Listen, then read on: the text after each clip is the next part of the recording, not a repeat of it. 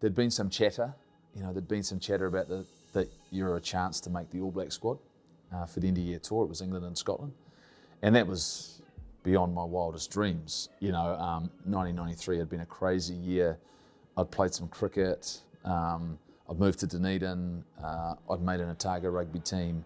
Went on a bit of a tear, and we played some great rugby. And then all of a sudden, like I say, there was chatter.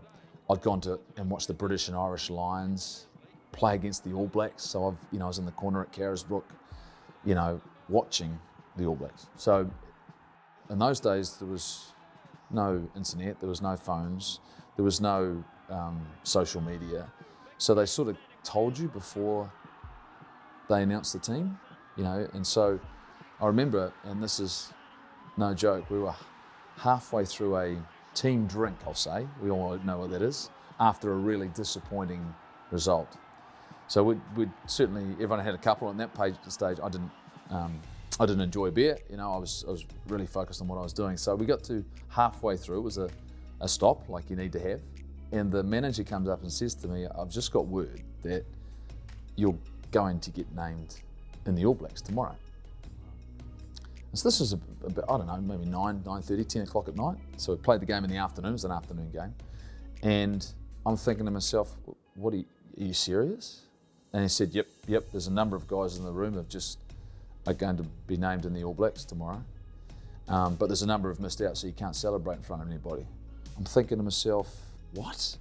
So it was sort of a really surreal sort of moment where we went back into the room, and it was almost like I had to almost downplay my emotions to the fact that I'm going to get named in the All Blacks. As I remember it was I better get on the phone and call collect, because that's what you had to do. There was no cell phone, so I called collect. I rang mum and dad and I said, you wouldn't believe this. I've just been told that I'm going to be selected in the All Blacks to go on the end of year tour, and like it was crazy, because it was never my wildest dreams that I think that that I would be an All Black. If you sort of add that to playing against Australia at cricket the same season, playing bowling to Dean Jones and Mark Waugh and Steve Waugh, and Merv Hughes is steaming in and Shane Warne's bowling.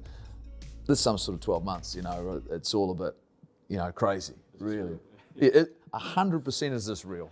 A lot of collect calls going, is this, can you believe this sort of stuff's going on, But I think in some ways, almost to the point, being as young as I was, and maybe even a little bit naive, that do I really deserve to be here, or, but at the time when you're young, you sort of don't have those doubts, let's give it a crack and see how it goes, and some of it was good, some of it was bad, but that's, a challenge. The one thing that, and people always ask me about choosing between the two sports, being an All Black though, being an All Black in New Zealand, I mean, that's a dream.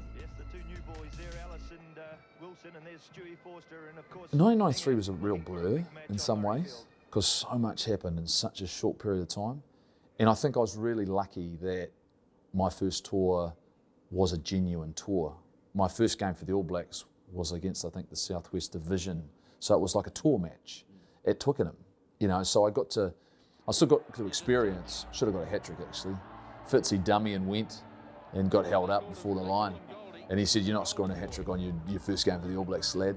It's fair enough, Fitzy, you do whatever you like, mate. It's just, you're the captain, you're in charge, no problem, no issues whatsoever.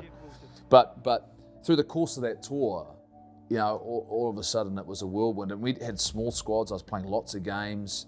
We were travelling a lot, so I'd play Saturday, Wednesday, or Saturday, Tuesday. It was just relentless. I think we played 11 games on that first tour, and of which I played 10 of them. So that in itself was really, really different, And so my first test, when you find out that you're going to play, you just don't know what it's going to be like, until you play one. I'd played these other games, but this game against Scotland and playing against one of my heroes growing up in Gavin Hastings. I was up against his brother Scott, who'd been moved to the wing, and look, we had a great day. We played some unbelievable rugby. I got a couple of tries put on a plate for me. It couldn't have been a better result. And then,